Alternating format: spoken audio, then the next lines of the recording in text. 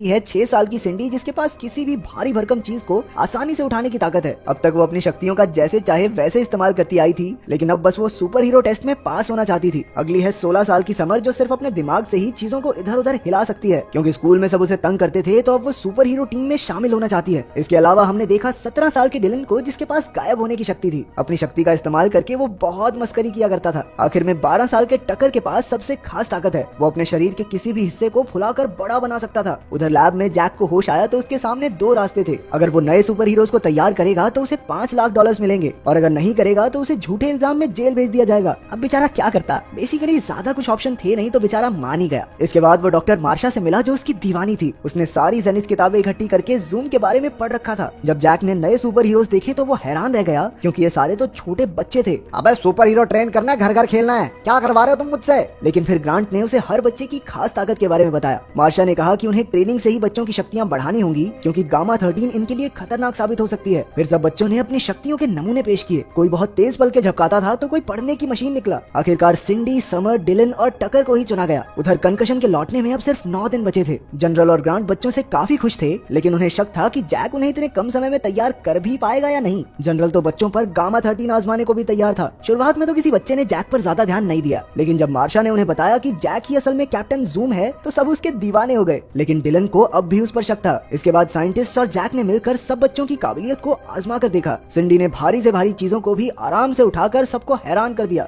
लेकिन जैक को सिंडी कुछ खास पसंद नहीं थी, क्योंकि वो हर वक्त उससे बात करती रहती थी। उधर डिलन सबको काफी परेशान करता था। जब वो उसकी शक्तियों को आजमाने लगते तो वो अचानक से गायब हो जाता। एक दिन जैक ने मार्शा से पूछ लिया कि बच्चों को आखिर तैयार क्यों कर रहे हैं, लेकिन मार्शा ने कुछ नहीं बताया। सच तो ये था कि उसे भी कंकशन के लौटने की कोई खबर नहीं थी। फिर जनरल के साथ मीटिंग में मार्शा ने सबको बताया कि इन बच्चों के अंदर इससे 1000 गुना ज्यादा शक्ति है, लेकिन बच्चे अनजाने में अपने दिमाग से उसे रोक रहे हैं। उसी वक्त जैक ने मीटिंग में घुसने की कोशिश की, लेकिन उसे जबरदस्ती बाहर निकाल दिया गया। अगले दिन ग्रांट बच्चों और जैक को मिस्टर पेप से मिलवाने ले गया, जो एक एआई रोबोट है। इस रोबोट को टीम जेनिथ का साथ देने के लिए बनाया गया था। फिर पेप के साथ जैक बच्चों को लेकर एक पुराने कमरे में गया, जहाँ उनका पुराना स्पेसशिप रखा था। उसने चुपके से बच्चों को उसमें बिठाया और उन्हें बाहर घुमाने ले गया। वो सब मस्त बाहर से खाना खा के आए, लेकिन जल्द ही इसकी खबर टीवी पर आ गई और लोगों को लगा कि धरती पर आइसक्रीम खाने वाले एलियंस ने हमला कर दिया है। तब साइंटिस्ट को पता चला कि ये काम जैक का था, लेकिन भला कैप्टन जूम के खिलाफ कोई क्या ही कर सकता था। उस रात सिंडी ने जैक को नींद से उठाकर कहा कि उसे बुरा सपना आया और इसलिए वो उसके कमरे में सोना चाहती है। जैक को उस छोटी बच्ची के लिए बुरा लगा, इसलिए उसने सिंडी को सोफे पर सोने को कहा, लेकिन सिंडी ने तो बिना जोर लगाए सोफे को खींचकर बेड से जोड़ दिया और मस्त सो गई। अगले दिन साइंटिस्ट ने बच्चों को रंगीन बॉल से भरे कमरे में भेजा,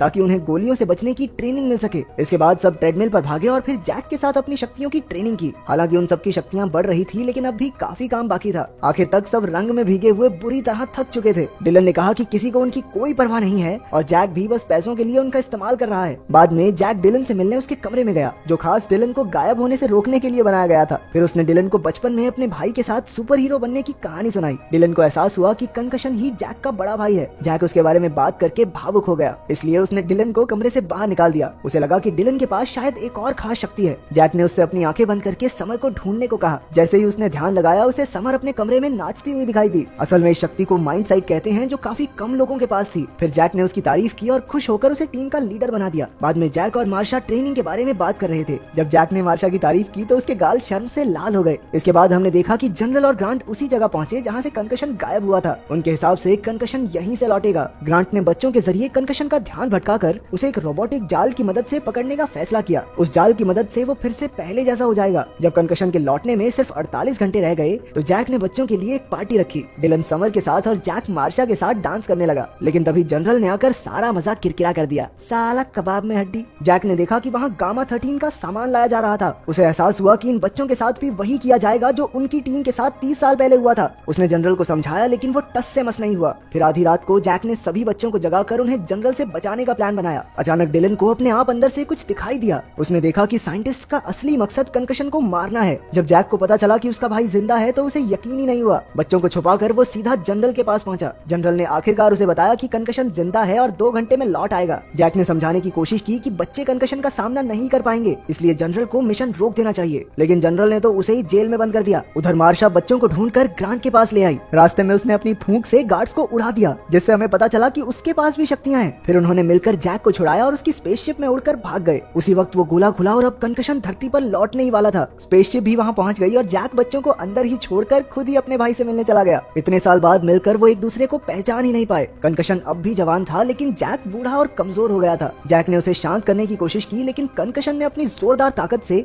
उसे हवा में उड़ा दिया। उसी वक्त सभी बच्चे भी वहाँ पहुँच गए। जैसे ही कंकशन का ध्यान भटका, जनरल ने रोबोटिक जाल उसकी ओर फेंक दिया, लेकिन उसने बड़ी आसानी से उसे सिंडी की तरफ मोड़ दिया। उसे चोट लगने ही वाली थी कि जैक ने अपनी शक्तियां फिर से जगाकर उसे बचा लिया। इसके बाद वो 5 सेकंड के अंदर लैब में गया, अपना सूट पहना और वापस भी आ गया। उन्हें बताया गया कि अगर कंकशन को रोबोटिक जाल में फेंक दिया जाए तो वो वापस पहले जैसा हो जाएगा। फिर डिलन ने अपनी शक्ति से कंकशन का ध्यान भटकाया और समर ने कई पत्थर उनकी ओर फेंके। टकर ने अपने पेट को फुलाकर उसे हवा में उछाल दिया और सिंडी ने एक खंबे से उस पर जोरदार वार किया। आखिरकार मार्शा ने अपनी फूंक से उसे रोबोटिक जाल में फेंक दिया। कुछ ही पलों में कंकशन की बुराई मिट गई और वो पहले जैसा हो गया। आखिरकार जूम ने डॉक्टर ग्रांट के साथ मिलकर एक नई जेनिथ टीम